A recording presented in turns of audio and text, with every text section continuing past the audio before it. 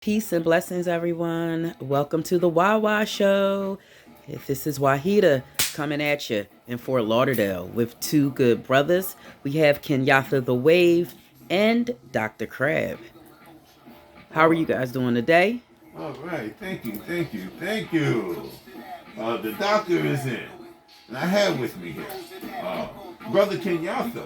Yes, sir. Tell me a little bit about yourself. My name is Kingyatha the Wave, of course, and I'm a dancer, marketer, promoter. I love the arts. I'm last of three from my mom, first of three from my dad. So call it the best of both worlds, or right down the middle. I got perspective, the way I like to look at it.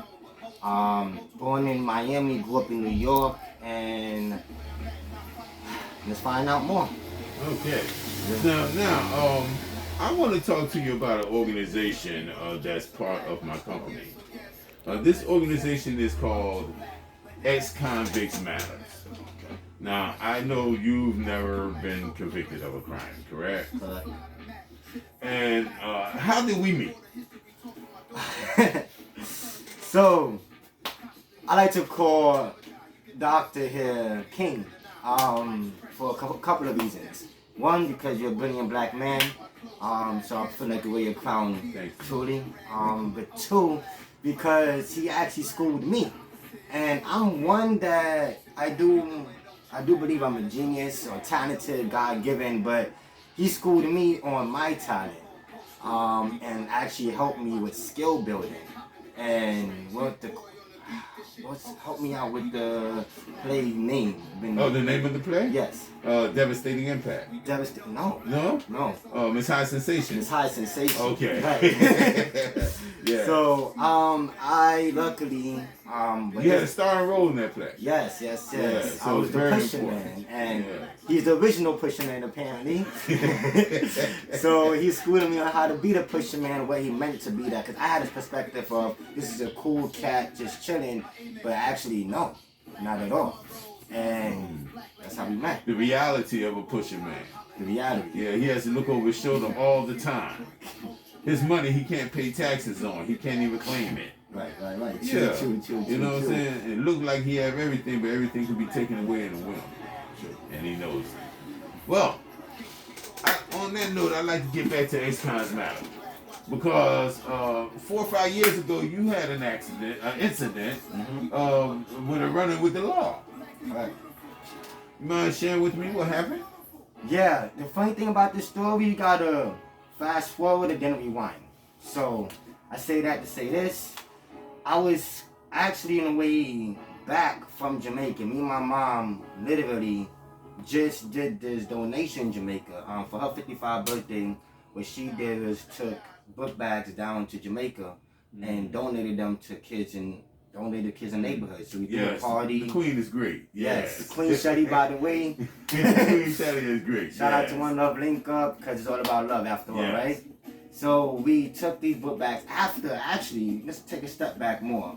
The deal was that you give my mom a book bag, and she will go ahead and cook you a plate of food, no matter if it's fish, oxtails, chicken, curry chicken, something. Can we get some book bags? I'm saying, please, no, please. But yes, so she would actually create you a plate or make you a plate of food, and I'm talking about not a small, just about a compact. This I'll probably fill 2 or 3 people for a book bag, right? So after all that cooking and investing into the food, we finally got out of book bags to go down to Jamaica. So I'm sorry, my mind's on oxtails. What you said? No, go ahead. Oxtails.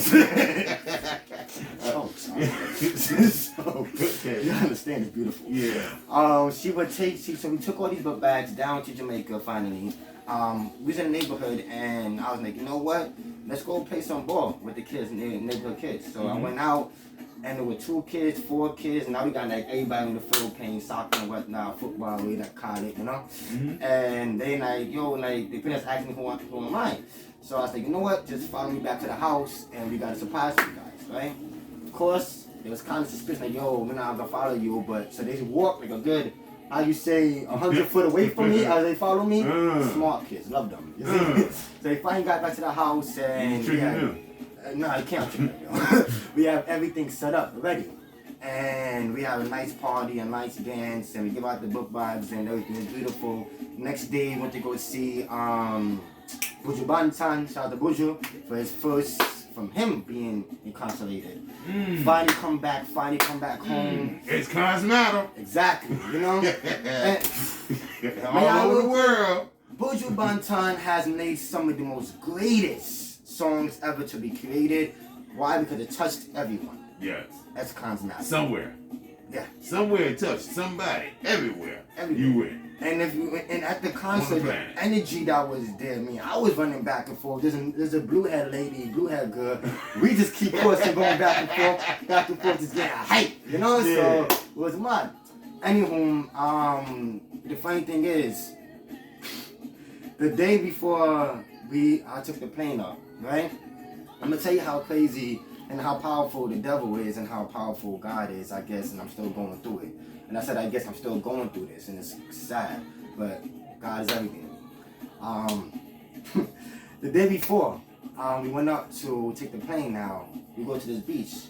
We found this beach by mistake, actually. This beach is, no one's on this beach but us, you know? I dive into the ocean and kind of, I guess, give myself, the first baptism that I would have, right? Give yourself a baptism. Right, Okay. like, so I just, and I got lost in the waves, mind you. I can swim, but put me in the middle of the ocean, I'm not gonna stop swimming till I get to land. Okay? So You can't relax in the waves. but that's exactly what happened. Yeah. And you relaxed in the waves. I don't know how long I was in the water for. Like when I went in the water, the sun was still up. I came out, the sun was gone. Alright? So I get up, feeling pure, feeling ready to conquer the world. I was actually had a studio at the time. I knew I had so many ideas to go to the studio and just build it up. Now, on the way to the airport, we get stopped by police officers. Right? They trying to get money out of us, so to speak. Right? So we get held up, about to miss the plane, so now we gotta speed to the plane now. Finally catch the flight, and it's wonderful. I land, and I'm walking with my mom to, of course, go get the bags and everything. Now, while I was in Jamaica, everybody was calling me every name from Chronix to Prodigy to Prodigy to Buju, and they say I look like Buju. So, my sarcastic self, I'm walking up past 6 officers, and they like, "You, what's your name?" And I said, "Buju Bantan," right? And I keep walking, and they, "Don't be an asshole." And I was like, "What?" And they, "Excuse me? Yeah, don't be a dick." I was like, "All right." So as I'm walking away, they grab my arm and they pretty much hold me up against the wall. My mom started freaking out at this point. She's like, "What y'all do? Let go of my child. Let go of him. What y'all do? Why I'm going? What happening?" And so I'm looking at her because her eyes is on a whole nother level. You know, I see my mom cry. We've been through a lot. And her eyes is on a whole nother level, from being frantic to scared to being super mom, like I would beat up all you cops to let go of my kid. And so I have no choice but to remain calm. They said, "Are you Kingyatha?" And no one knows me as Kingyatha, really, you know, unless you know me professionally. So I said, "Yes." They said, I'm disclosed. They said Flynn. I said, "What's my middle name?" Because no one knows my middle name, period. You know? So when they released my middle name, I was like, "Yeah, that's definitely me. So whatever it is, let's go talk about it." Right?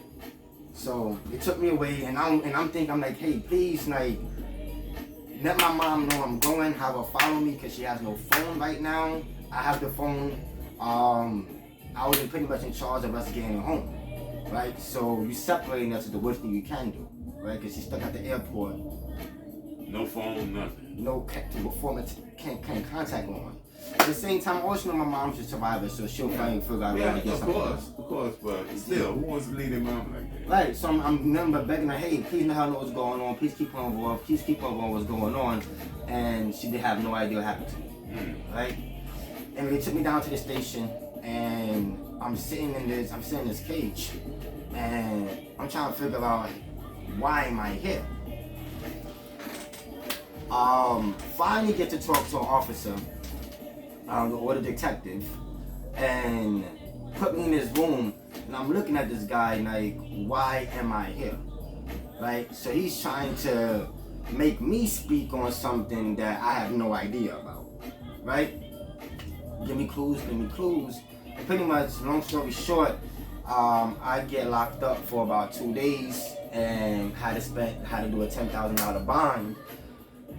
And the crazy thing about this, and this is how interesting Florida is to me, or the system is, because the 2 or 3 people that's in front of me before the judge, rap history, incredibly long, right? And they have no bond. I know they have bond. They can just go out and they don't got to worry about paying for bond. Excuse me, they don't worry about paying for bond. They'll be back. Paying, right? Me on the other It's hand, called reciprocation. right? It's called reciprocation. Okay. That's Florida. #1 business is incarceration. It overdoes tourism, oranges, and beef. Beef was always the #1 economic income for Florida. Right. Incarceration has surpassed that by milestones. So they'll be back. That's what they say. So she gave me a $10,000 bond.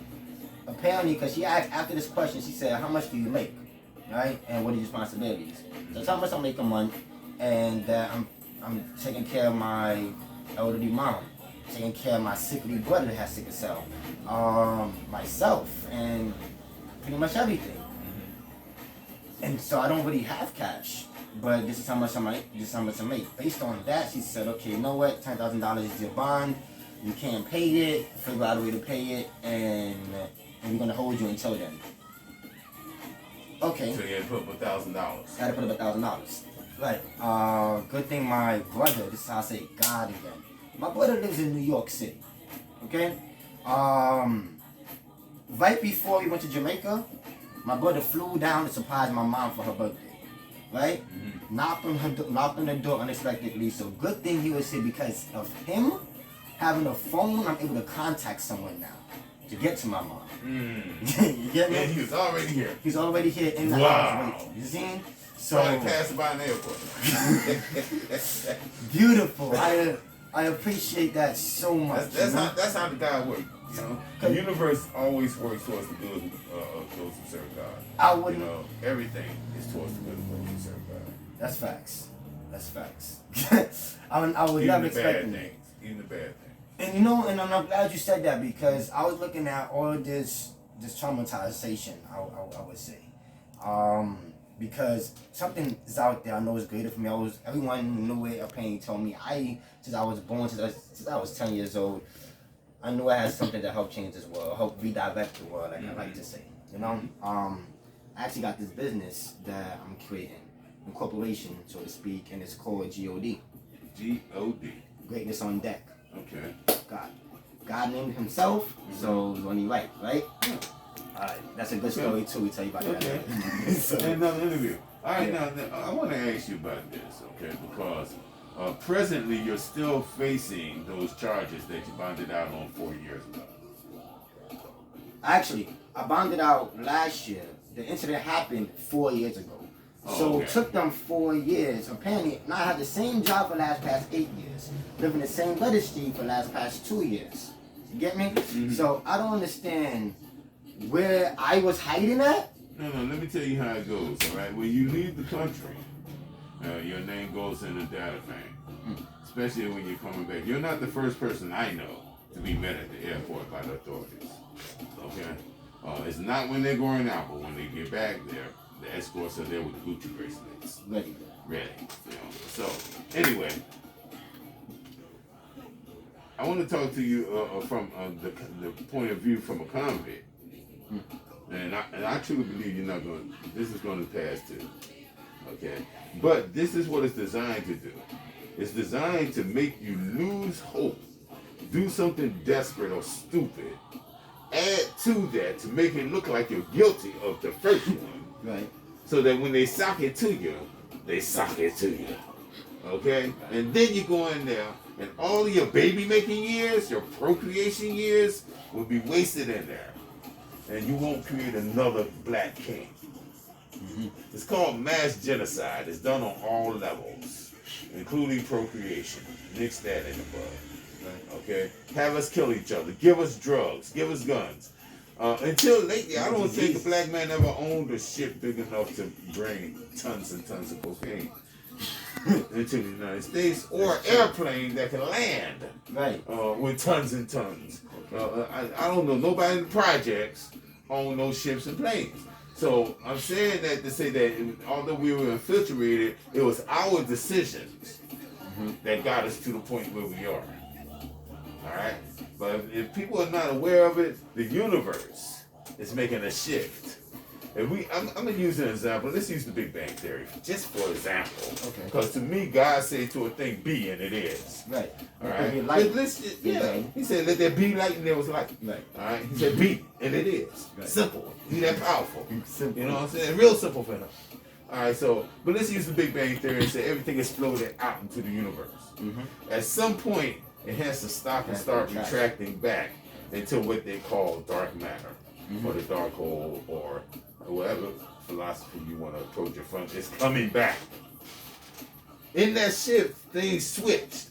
In the last 9 months, the world has flipped on its axis. That's true. For 6 months, human beings were not allowed to make human contact. That alone threw the planet's rotation off. Okay? And this was designed. But what they don't know that we serve a creator who's bigger than them. Fact. And he'll turn the world this way and kill y'all off and let us survive.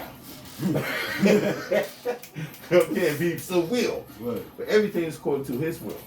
So everything that we're doing today is conscious decisions, not for us. Ain't got nothing to do with you. Ain't got nothing to do with you. Ain't got nothing to do with me. Talk to me, man. Talk to me, man. 400 years ago, somebody said, what's your name? He told him Kunta. He said, no, your name Toby, boy. Rename me. All right? They chopped his foot off and everything. Guess what he said to the day he died? Kunta. I'm Kunta.